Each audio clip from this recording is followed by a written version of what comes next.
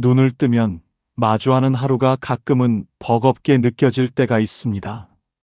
젊은 시절에는 앞만 보고 달리면 언젠가 평온한 바다에 닿을 줄 알았는데 막상 머리에 하얀 서리가 내려앉은 지금도 여전히 삶은 파도치고 마음은 흔들립니다.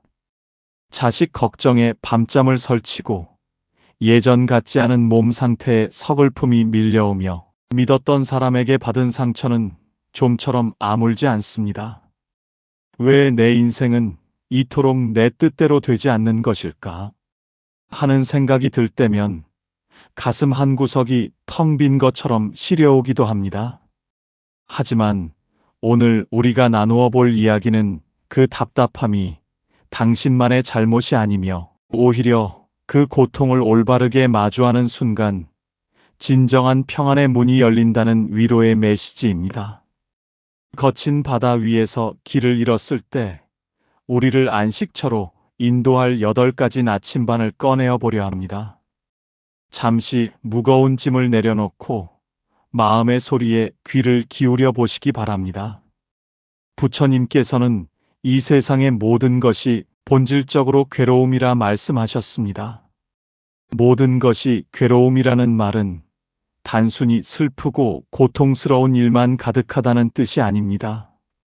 본래 내 것이라고 주장할 수 있는 것이 없고 내 마음대로 움직여주는 것이 하나도 없다는 사실을 의미합니다. 우리는 흔히 행복이 영원하기를 바라고 사랑하는 사람과 헤어지지 않기를 원하며 건강이 끝까지 유지되기를 소망합니다. 하지만 세상은 우리의 바람과는 상관없이 늘 변하고 흘러갑니다.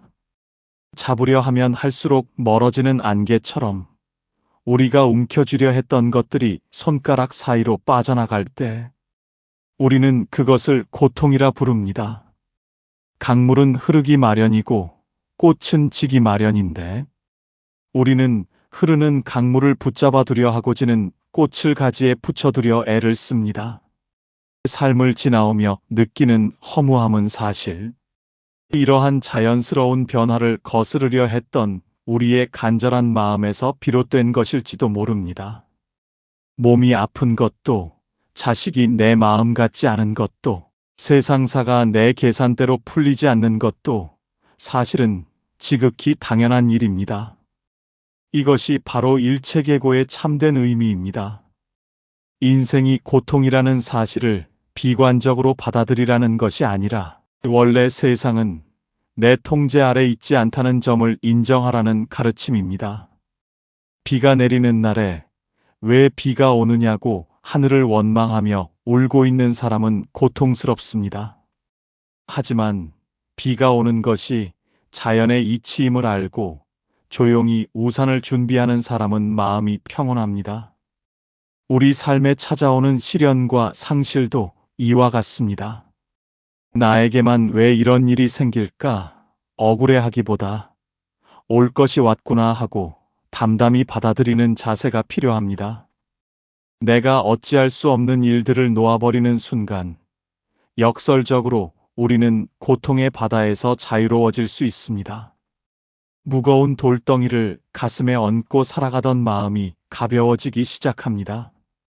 내 뜻대로 되어야만 행복하다는 고집을 내려놓을 때 비로소 지금 이 순간의 고요함이 찾아옵니다. 고통의 바다를 건너기 위해 가장 먼저 필요한 것은 세상을 올바르게 바라보는 눈입니다. 이것을 바른 견해라고 합니다. 우리는 대개 자신의 편견과 경험이라는 안경을 쓰고 세상을 봅니다. 내가 보고 싶은 것만 보고 내가 믿고 싶은 대로 믿으며 그것이 진실이라고 확신합니다. 하지만 그 안경에 얼룩이 묻어 있거나 색깔이 들어가 있다면 세상은 왜곡되어 보일 수밖에 없습니다. 바른 견해란 안경을 벗고 사물을 있는 그대로 보는 연습입니다. 나를 힘들게 하는 사람을 볼 때도 저 사람이 나빠서 나를 괴롭힌다고만 생각하면 미움만 커집니다. 하지만 바른 눈으로 바라보면 그 사람 역시 자신의 상처와 어리석음 때문에 힘들어하고 있다는 사실을 발견하게 됩니다. 그저 각자의 인연에 따라 나타난 현상일 뿐임을 이해하게 되는 것입니다. 또한 우리 인생에서 겪는 실패나 상실도 마찬가지입니다. 그것이 영원한 불행이 아니라 하나의 과정임을 깨닫는 것이 바른 견해입니다. 마치 거울에 먼지가 쌓이면 얼굴이 제대로 보이지 않듯 우리 마음속에 욕심과 화라는 먼지가 쌓이면 삶의 진실을 볼 수 없습니다. 내가 왜 화가 났는지, 내가 무엇을 그토록 얻으려고 괴로워하는지를 객관적으로 바라보아야 합니다. 부처님께서는 말씀하셨습니다. 세상은 원래 맑고 깨끗한데 사람들의 마음이 구름에 가려져 해를 보지 못할 뿐이다.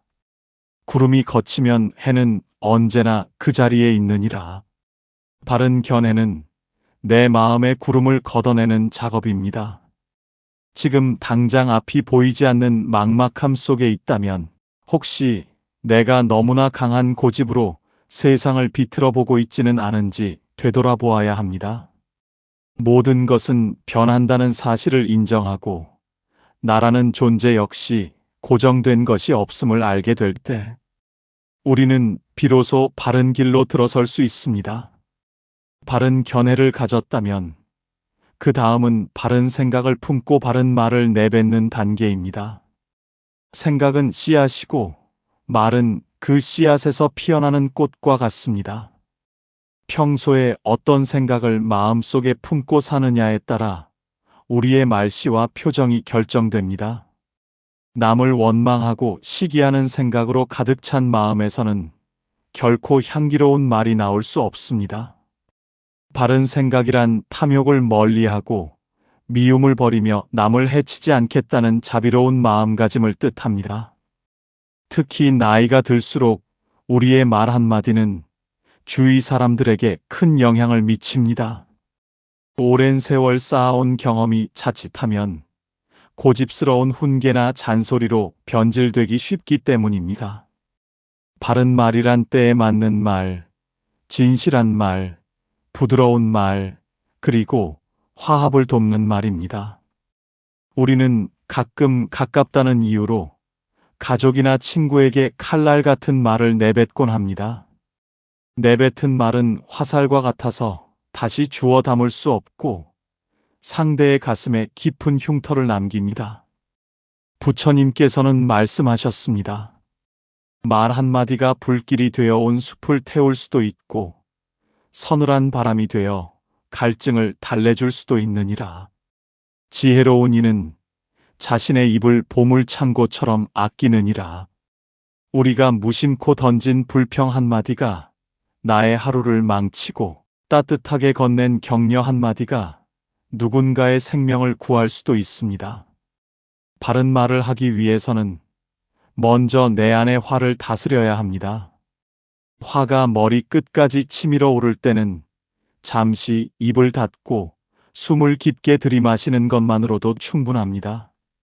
또한 진실하지 않은 말이나 남을 이간질하는 말은 결국 부메랑이 되어 나 자신에게 돌아옵니다. 누군가의 단점을 들추기보다 장점을 찾아내어 칭찬해주고 날카로운 지적보다는 포용력 있는 침묵을 선택하는 것이 품격입니다. 입안의 혀가 남을 해치는 도구가 되지 않도록 늘 깨어 있어야 합니다. 부드럽고 온화한 말씨는 듣는 사람의 마음을 녹일 뿐만 아니라 그 말을 하는 내 마음 속의 응어리도 함께 풀어줍니다. 꽃향기가 바람을 타고 멀리 퍼지듯 우리의 고운 말 한마디가 주변을 평온한 정원으로 만들 수 있습니다. 인생의 중반을 넘어서며 우리는 수많은 인연을 맺고 끊어왔습니다. 그 과정에서 남은 것은 무엇입니까? 아마도 가슴속 깊이 새겨진 말들의 기억일 것입니다. 누군가에게 상처 주었던 기억에 밤잠을 설친 적이 있다면 이제는 그 기억조차 바른 생각의 걸음으로 삼아야 합니다. 과거의 잘못을 자책하기보다 앞으로 마주할 인연들에게 어떤 향기를 전해줄지 고민하는 것이 훨씬 가치 있는 일입니다. 바른 생각은 결코 거창한 것이 아닙니다. 아침에 눈을 떠서 오늘 하루 내가 만나는 모든 이들이 평안하기를 바라는 작은 마음, 누군가의 실수를 너그럽게 넘겨주려는 너른 마음이 바로 바른 생각입니다. 이러한 생각이 바탕이 될 때 우리의 언어는 비로소 지혜의 빛을 발하게 됩니다. 말이 줄어들고 침묵의 시간이 길어질수록 우리는 내면의 목소리에 더 집중할 수 있습니다. 텅 빈 방에 고요한 평화가 깃들 듯 불필요한 말을 줄인 자리에 자비와 지혜가 채워집니다. 이것이 바로 고통의 바다를 건너는 세 번째와 네 번째 나침반입니다. 바른 생각으로 마음의 밭을 일구고 바른 말로 세상과 소통할 때 우리는 비로소 진정한 어른의 길로 나아갈 수 있습니다. 우리가 생각하고 말하는 것만큼 중요한 것이 바로 어떻게 행동하느냐입니다. 이를 바른 행동, 즉 정업이라고 부릅니다. 살생하지 않고 도둑질하지 않으며 음행하지 않는다는 계율은 단순히 하지 말아야 할 목록이 아니라 우리 영혼을 맑게 유지하기 위한 최소한의 울타리입니다. 나이가 들면 사회적인 성취보다는 삶의 태도에서 그 사람의 가치가 드러납니다. 남의 것을 탐내지 않고 주어진 것에 만족하며 살아있는 모든 생명을 소중히 여기는 태도가 바로 바른 행동의 시작입니다. 우리는 살아가면서 알게 모르게 많은 생명의 빚을 지고 있습니다. 내가 먹는 음식, 입는 옷, 머무는 집 모두가 누군가의 수고와 자연의 희생으로 이루어진 것입니다. 이러한 사실을 깨닫는다면 함부로 행동할 수 없습니다. 바른 행동은 거창한 봉사활동이 아닙니다. 길가에 핀 작은 풀꽃 하나를 밟지 않으려 조심하는 마음, 내가 쓴 자리를 깨끗이 치우는 배려, 타인의 권리를 존중하는 사소한 습관들이 모여 바른 행동이 됩니다. 부처님께서는 말씀하셨습니다. 몸으로 짓는 업은 그림자와 같아서 어디를 가든 너를 따라다니느니라. 깨끗한 그릇에 맑은 물이 담기듯 바른 행동을 하는 사람의 마음에는 평화가 깃드느니라. 우리가 평소에 행하는 작은 행동 하나하나가 쌓여 우리의 인격을 만들고 운명을 결정짓습니다. 남이 보지 않는 곳에서도 스스로에게 부끄럽지 않게 행동하는 것, 그것이 진정한 수행입니다. 특히 우리 삶에서는 자녀들에게 말로 가르치기보다 행동으로 보여주는 것이 훨씬 큰 울림을 줍니다. 온화한 미소와 정갈한 몸가짐, 그리고 남을 배려하는 품격 있는 행동은 그 어떤 명설교보다 강력한 힘을 가집니다. 나쁜 습관은 우리를 고통의 굴레에 가두지만 바른 행동은 우리를 자유롭게 합니다. 탐욕스러운 손길을 거두고 베푸는 손길을 내밀 때 우리는 비로소 소유의 감옥에서 벗어날 수 있습니다. 내가 가진 것을 조금이라도 나누고 주변의 아픔에 공감하며 손을 내미는 행위는 타인을 위한 것이기도 하지만 사실은 나 자신의 영혼을 치유하는 과정입니다. 바른 행동이 습관이 되면 삶은 저절로 단순해지고 명료해집니다. 복잡하게 얽혀있던 번뇌들이 하나둘 정리되고 거울처럼 맑은 정신으로 세상을 마주하게 됩니다. 이것이 바로 고통의 파도를 잠재우는 실천의 힘입니다. 바른 행동에 이어 우리가 점검해야 할 것은 바른 생활 방식입니다. 이를 정명이라고 합니다. 정당하지 못한 방법으로 재물을 모으거나 남에게 해를 끼치며 생계를 유지하는 것은 결국 스스로 독을 마시는 것과 같습니다. 더 많이 가지려는 욕심보다는 어떻게 하면 올바르고 정직하게 살아갈 것인가를 고민해야 합니다. 땀 흘려 얻지 않은 것에 욕심내지 않고 소박한 밥상과 검소한 생활에 만족할 줄 아는 지혜가 필요합니다. 우리는 종종 남과 비교하며 더 좋은 집, 더 좋은 차, 더 화려한 노후를 꿈꿉니다. 하지만 물질적인 풍요가 반드시 마음의 평화를 가져다 주지는 않는다는 것을 우리는 이미 경험으로 알고 있습니다. 정직한 땀방울로 일궈낸 평범한 일상이 사실은 가장 큰 축복입니다. 바른 생활 방식은 단순히 직업적인 정직함만을 뜻하는 것이 아닙니다. 하루를 보내는 시간의 질을 의미하기도 합니다. 규칙적으로 일어나고 몸에 좋은 음식을 적당히 섭취하며 마음을 맑게 하는 독서나 명상을 즐기는 생활 습관이 모두 정명에 포함됩니다. 부처님께서는 말씀하셨습니다. 적게 가지고도 만족할 줄 아는 이가 세상에서 가장 부유한 사람이니라. 부정한 방법으로 얻은 보석보다 정직하게 얻은 거친 빵이 영혼을 살찌우느니라. 우리는 살아가면서 너무 많은 불필요한 짐을 짊어지고 있습니다. 정명은 그 짐을 덜어내고 꼭 필요한 것만 남기는 삶의 다이어트와 같습니다. 남의 시선에 맞추어 연극하듯 사는 삶이 아니라 나의 내면과 일치하는 진실한 삶을 선택해야 합니다. 정직하게 살아온 지난날을 긍정하고 남은 시간 또한 맑고 투명하게 채워가겠노라 다짐하는 순간 우리 마음의 불안은 사라집니다. 소박한 삶 속에서 느끼는 작은 기쁨들이 모여 커다란 행복의 강물을 이룹니다. 이것이 바로 고통의 바다를 건너게 하는 5번째 나침반입니다.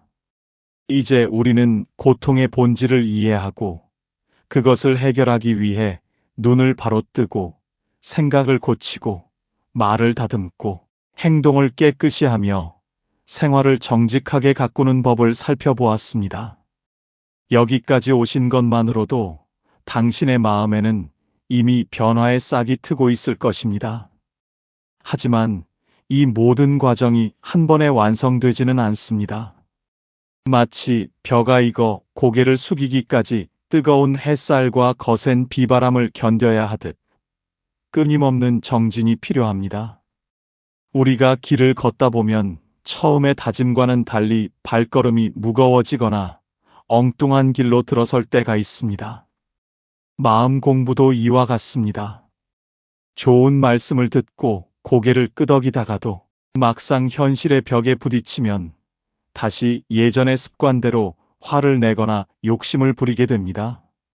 그래서 우리에게는 멈추지 않는 용기와 늘 깨어있는 마음, 그리고 깊은 고요함이 필요합니다.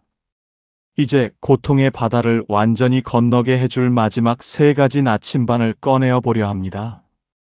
이 길은 결코 혼자 가는 길이 아니며 부처님의 지혜가 등불이 되어 당신의 발밑을 환하게 비추어 줄 것입니다.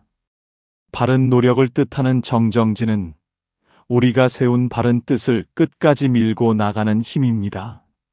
나이가 들면 흔히 이제 와서 무엇을 새로 시작하겠느냐며 포기하곤 합니다. 하지만 마음의 농사는 계절이 따로 없습니다. 부처님께서는 말씀하셨습니다. 게으름은 죽음에 이르는 길이고 부지런함은 삶에 이르는 길이니라. 지혜로운 이는 결코 멈추지 않고 마음의 밭을 일구느니라. 정정진은 무조건 열심히 하라는 채찍질이 아닙니다. 이미 생겨난 나쁜 마음은 버리려 애쓰고 아직 생기지 않은 나쁜 마음은 생기지 않도록 미리 막는 것입니다. 또한 아직 생기지 않은 선한 마음은 일어날 수 있게 북돋우고 이미 생겨난 선한 마음은 더욱 크게 키워나가는 과정입니다. 이것은 마치 흐르는 물을 거슬러 올라가는 배와 같습니다. 노를 젓지 않으면 배는 금방 뒤로 밀려나고 맙니다. 우리가 매일 아침 눈을 떠서 감사의 마음을 내고 남을 미워하는 마음이 올라올 때마다 그것을 알아차리고 내려놓으려 노력하는 모든 순간이 바로 정정진입니다. 실패했다고 해서 좌절할 필요는 없습니다. 넘어지면 넘어진 그 자리에서 다시 일어나면 됩니다. 어제의 나보다 조금 더 너그러워진 오늘의 나를 발견하는 것만으로도 충분합니다. 조급해하지 말고 거북이처럼 천천히, 그러나 꾸준히 나아가는 정성이 필요합니다. 정정지는 고통을 이겨내는 가장 강력한 무기입니다. 내 마음의 주인이 되어 끊임없이 나를 살피고 가꾸는 사람에게는 그 어떤 시련도 장애물이 되지 못합니다. 오히려 그 시련은 나를 더 단단하게 만드는 숫돌이 됩니다.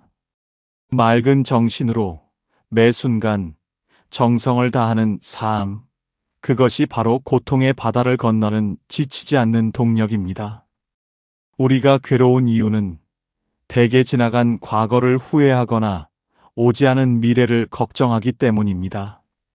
정념은 지금 이 순간 내가 무엇을 하고 있고 어떤 마음을 품고 있는지를 분명하게 알아차리는 것입니다. 이를 바른 기억 혹은 바른 챙김이라고 부릅니다. 우리는 밥을 먹으면서도 어제 들은 기분 나쁜 말을 떠올리고 길을 걸으면서도 내일 있을 일을 미리 걱정합니다. 정작 지금 내가 씹고 있는 밥알의 고소함이나 발바닥에 닿는 흙의 감촉은 느끼지 못합니다. 마음이 현재에 머물지 못하고 밖으로 떠돌 때 고통은 그 틈을 타서 우리를 공격합니다. 부처님께서는 말씀하셨습니다.